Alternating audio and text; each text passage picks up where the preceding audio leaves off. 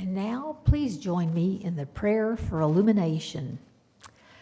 God of holy inspiration and deep wisdom, speak to us now through the reading and proclaiming of your word. May we truly hear and faithfully serve you this and every day. Amen. Our first reading comes from Matthew chapter 10, verses 40 to 42. Jesus said, "Anyone who welcomes you welcomes me, and anyone who welcomes me also welcomes the one who sent me. Anyone who welcomes a prophet just because that person is a prophet will be given the same reward as a prophet.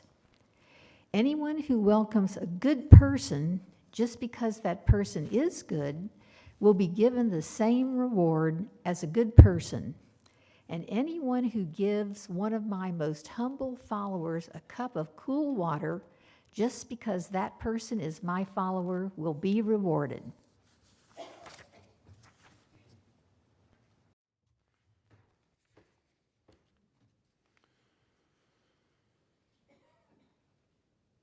So this morning we're continuing on in Matthew's Gospel, a journey that started back in December with the beginning of the announcement of Jesus' birth and following through his ministry.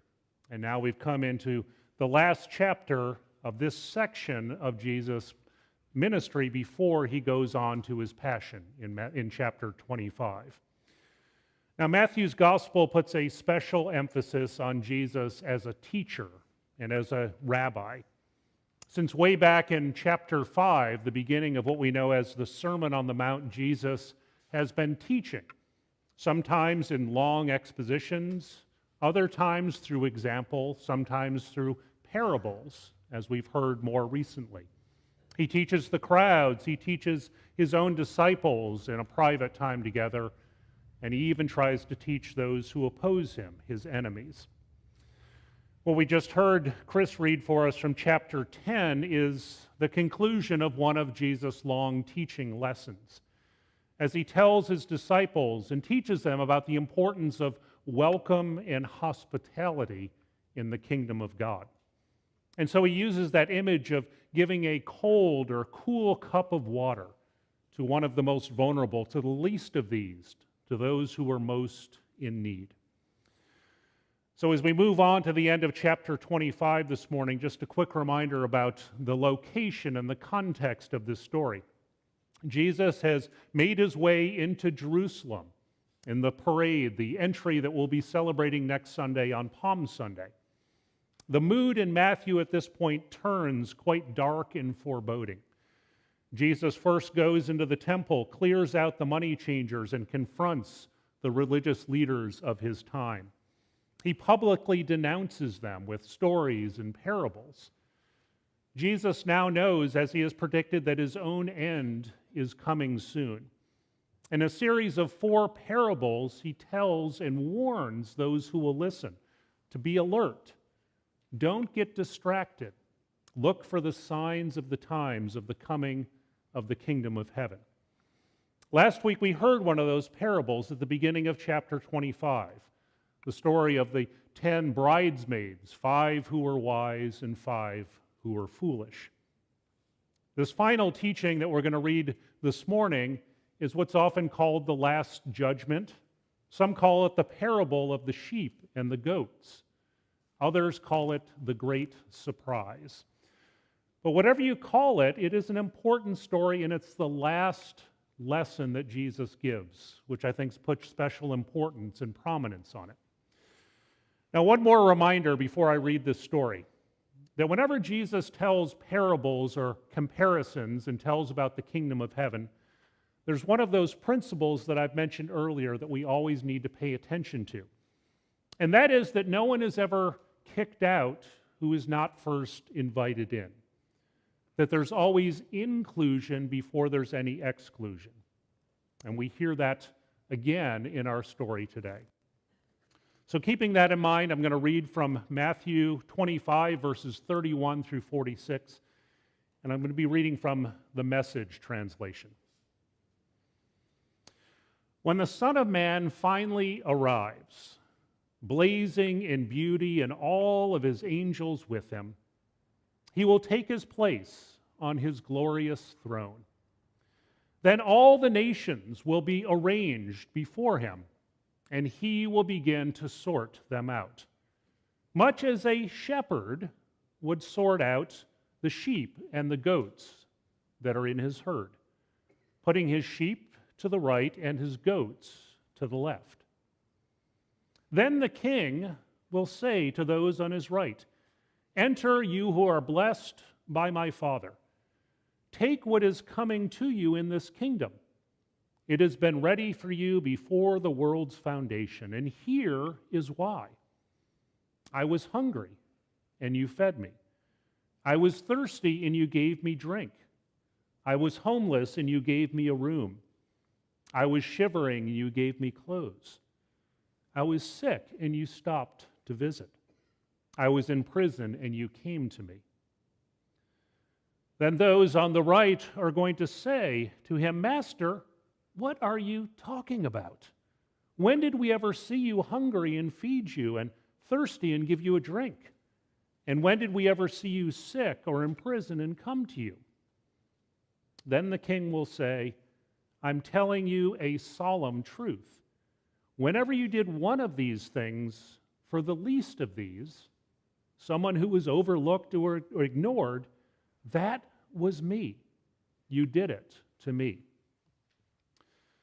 Then the king will turn to those on his left, and he will say to them, "Get out, you worthless goats. You're good for nothing but the fires of hell. And why? Because I was hungry, and you gave me no meal.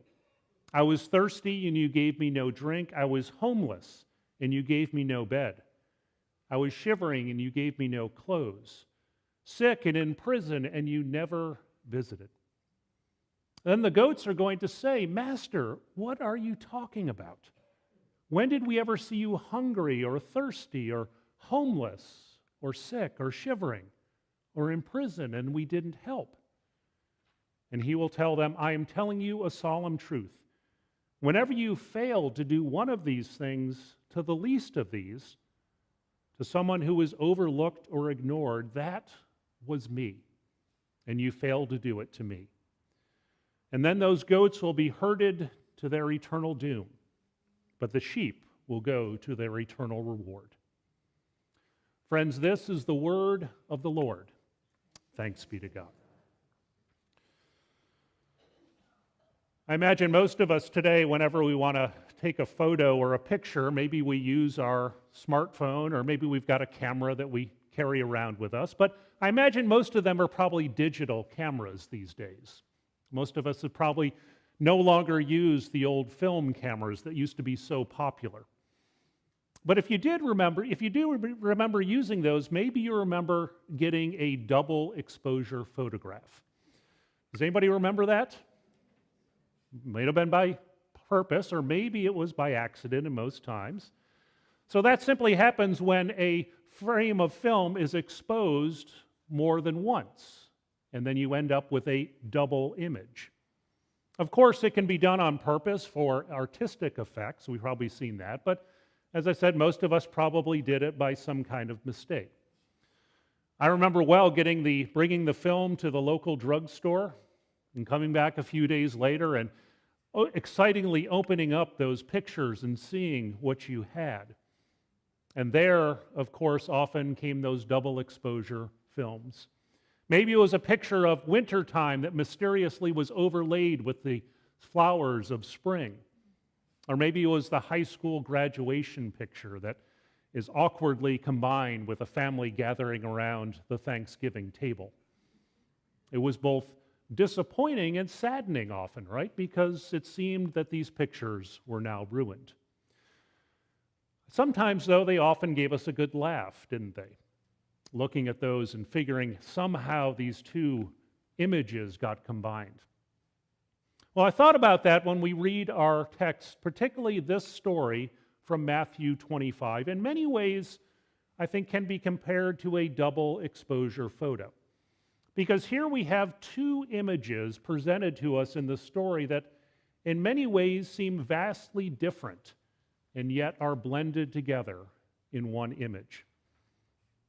In our Bible study this week, I mentioned that one commentator talking about this story said that we find here both the velvet glove of grace and the brass knuckles of judgment. And that seemed like an apt description. After all, Judgment Day can be difficult for us.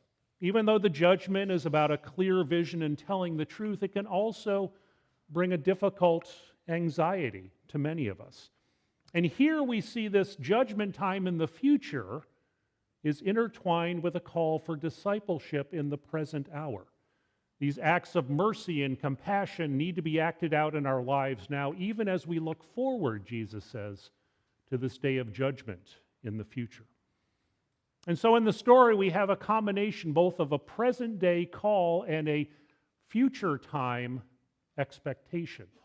And sometimes it's easy to get those two mixed up.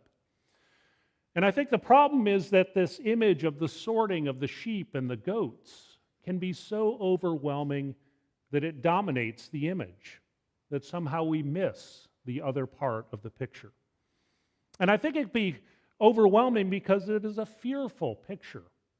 The story has been used throughout the history of the church to cause fear and anxiety in congregations worldwide. But of course, fear is not what Jesus in the gospel is all about. This is instead a call to faith, not to be fearful. Because we know that fear doesn't move us forward towards vibrant discipleship. Instead, fear often paralyzes and incapacitates. It doesn't allow us to think clearly or to act as God would desire. I think we all know all too well that fear is often used for political advantages, to dominate, to intimidate, and to frighten people. But there's much more to this story than simply fear and anxiety. I think if we look more deeply with our eyes of faith, we can see more going on. So I wanted to invite us this morning to look for the good news in this difficult story, in this last story that Jesus tells before he goes on to his passion and his death and his resurrection. As Jesus is about to be taken into custody, he shares the story with us to ponder and to explore and to examine. Because even in this midst of judgment, we can find good news shining out. Let me share a story that a fellow pastor told a couple years ago. It goes like this. He said, "It was my first day back in the office after the New Year's Day break. The phone rang. It was a woman on the phone that had a slight connection to the church. She had mostly been on the margins for years, had never been really involved, but I knew her slightly and took her call. It turns out she was calling about her son. I knew that he had struggled over the years with addictions and other issues. He had barely finished high school, had trouble keeping a job. His parents loved him and they tried so hard to support him, but just couldn't figure out. They didn't know when to draw a line and how to care and love for him. Well, then the day after Christmas came, and apparently he had stolen a car and he had gotten arrested. And they decided that they were not going to bail him out of jail. In their fear, they actually had not even gone to visit him in the jail yet. It had been 1 week later. And so this woman on the phone called and said, "Would you go visit our son, please? I don't think we can do it." And so the pastor said he called up the local jail and he spoke with the chaplain and he got permission to visit. He said, "I arrived and I had to take off my shoes and my belt as I anxiously went through the security checkpoint. Through the metal detectors, I stepped into a tiny little elevator alone. There were no buttons to push at all. It was guided by some unseen hand as I was taken down to the cell. The doors opened, and it looked more like the ones on television I had seen than I really expected. I sat down at a stool facing glass. The young man hadn't arrived yet, but I picked up the phone. And then Joe, that was his name, walked in, and he faced me. And when he saw me, he dissolved into tears. He picked up the phone and said, "Someone came." He only knew that his parents had called me. He said, "I've been here for a whole week." He said, "Now someone is acting like I'm alive." And he laid his forehead on the glass that separated us and began to weep. I think that story is a reminder that when we set aside the fear that this story often evokes in us, we can begin to hear the faith and the trust and the compassion that is called for by Jesus. We can see the moments of grace, even as Jesus is facing his own death, is calling his followers to live out. He's reminding us that the kingdom of heaven finally is all about welcome and hospitality. It's about what's providing that is what is most necessary for our lives. Basic things like food and water, shelter and clothing, and a welcome to those who are on the margins. And so it's a good reminder that this lesson, difficult though it is filled with good news, because it calls us to share exactly what we have in what has been granted to us. And so whether we have just a cold cup of water, whether it's just looking someone in the eye and saying hello, whether it's providing a place of shelter, whether it's offering to pay for somebody to have a service, it's a way that we can open our hearts and our minds and our lives and share. And by doing so, Jesus said, we are participating in the kingdom of heaven. And it is God himself, it is Jesus who we are serving whenever we make these acts of compassion and mercy. I'd invite you to think for a moment of an experience or a time in your own life, a time when you were in need. Maybe it was just a warm meal. Maybe it was a listening ear. Maybe it was someone who was willing to welcome you back after a difficult time of conflict and argument. Think of a time when you have received the grace and compassion of another person.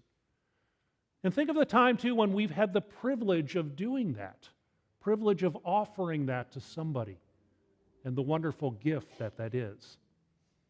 I think the fact is that we are the least of these often in our own lives.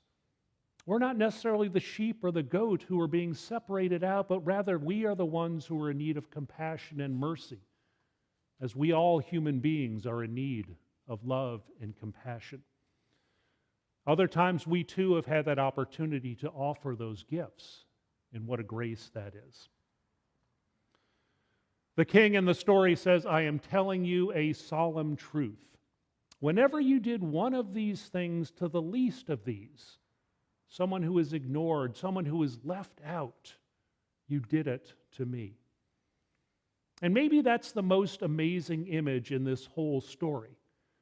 We're told that the Son of Man comes in his glory with all the angels accompanying him, and he sits there on the throne of ultimate power over all creation. And yet this is the same God who is hungry and thirsty, the same God who is willing to bow down and to live with us in the most humble of circumstances. Let me share another story. This comes from a pastor in Richmond, Virginia. He said this: "I went to seminary in Louisville, Kentucky, and while I was there, we participated in a class that was called The Plunge. It was designed to experience in some way the plight of the poor firsthand, as we were required to spend 24 hours living on the streets. We were each assigned a partner. I was partnered with a man named Roger, and we were each given 65 cents apiece, just enough bus fare to get us downtown. Now, before we went on the plunge, Roger and I spent 5 days getting ready, which meant that we didn't shower or shave or change our clothes for the full 5 days. And by Friday afternoon, we were beginning certainly to look the part. We saved the 65 cents apiece by hitchhiking a ride downtown. And the guy who picked us up actually laughed when he heard what we were up to. In fact, he reached down underneath his seat and he pulled out an almost empty can of beer. And then he proceeded to dump it on the front of my shirt and said, "There, that'll make you smell just right." So there we were on the streets of Louisville, ragged and unshaven and stinking of beer. And that's how our adventure began. He said for the first few hours, it actually felt like an adventure. We actually saw the mayor of Louisville getting out of a limousine, and we tried to catch up and beg change, but we didn't make it. We panhandled outside a fancy theater downtown, and while we were there, one of my seminary professors actually walked right by me without even a glance. He didn't recognize me. We ended up at the Salvation Army shelter just before midnight with 20 other men who lay there stinking and belching and snoring. It was a long night. We got pushed out early the next morning, and we spent the rest of the day wandering on the streets. It was sometime that morning that I noticed something particular, that people were no longer looking at me. I was sitting on a bench outside a big department store enjoying the sunshine when a mother and a daughter came walking towards me. I smiled and said hello, but the mother looked right through me like I was invisible. And once she noticed that I noticed her, I noticed that everybody was doing the same thing. They were looking around me or past me or through me, but they weren't looking at me. It was as if they had seen who I really was, that they might have to acknowledge my presence and take some action. But they hadn't, and they didn't look at me at all. And so it was easier for them just to pretend that I didn't exist, to look around or past or through me. It was easier just to walk briskly by with their head held high as I disappeared from their conscience. Around noon on that day, Roger and I made our way down to the Cathedral of the Assumption because we heard that they handed out sandwiches after the noontime Mass. I sat in the back pew of the wonderful cathedral listening to a young priest deliver a very earnest homily on Luke 15. There were those scribes and those Pharisees again, complaining about Jesus because he welcomed sinners and tax collectors, and he actually ate with them. In his homily, the priest said Jesus kept some pretty bad company. He welcomed sinners and tax collectors, and he rendered himself guilty by association. But he said, here at the Cathedral of the Assumption, we're trying to do what Jesus would do. We're trying to welcome those whom he would welcome. Some of the parishioners don't like it very much. They wish we'd turn the homeless away, but Jesus didn't turn them away, and we can't either. When the Mass was over, the young priest walked over to where I was sitting, and he said, "What's your name?" And I said, "Jim." He said, "Good to meet you, Jim." And he stuck out his hand to shake mine. It was the first time in 24 hours that anyone had offered to touch me. And I felt a lump rising in my throat, making it hard to ask a question that had been on my mind the whole time we'd been walking around. I said, "Do you give away any food?" The priest looked at me with compassion and invited me in for a meal. I want to close with us pondering an image. If you look in your bulletin, you'll see on the bottom of the inside sheet there a woodcut. Those who are watching on Zoom and live stream should see it on their screen now. It's done by an artist, late artist named Fritz Eichenberg. He did a lot of work for the Catholic worker homes. And this is called Christ of the Breadlines. As you see, it depicts Jesus there standing outside a soup kitchen. He's waiting with the rest of the hungry and the downtrodden to be served. In front of him and around him are those other people, kind of scruffy and beaten down, hands in their pockets, wrapped up trying to stay warm, anxiously waiting for food for a meal that they could not provide for themselves. And I think this powerful image is very much showing what Jesus is teaching in his very last lesson.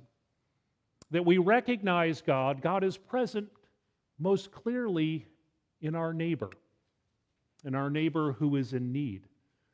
That when we take acts of mercy and compassion, and when they are offered to us, we are living in the blessing of God and serving Christ as he seeks us to serve one another. And so all we need to do, friends, is to offer kindness, whether it's in the form of a cup of water or shelter or company, or simply saying hello to someone who is not at human contact. All we need to do is to be kind and be compassionate and be generous. And we do this not in order to somehow become sheep and to earn God's favor, because we find out that we are already within God's gracious hand. In our baptisms, we have already been welcomed in. We have already made it as part of God's people. But we do this because this is what Jesus calls us to do. This is what love looks like. And this is God's desire for all of God's children. And when we do this, when we live this way, when we recognize what Jesus is calling to, there is no need for fear or anxiety about the future, because the kingdom is already present among us. And so, friends, as we go on our Lenten journey, may we look around and recognize those who are in need, those who are calling to us, those where Jesus is present. To God be all praise and honor and glory this day. Amen.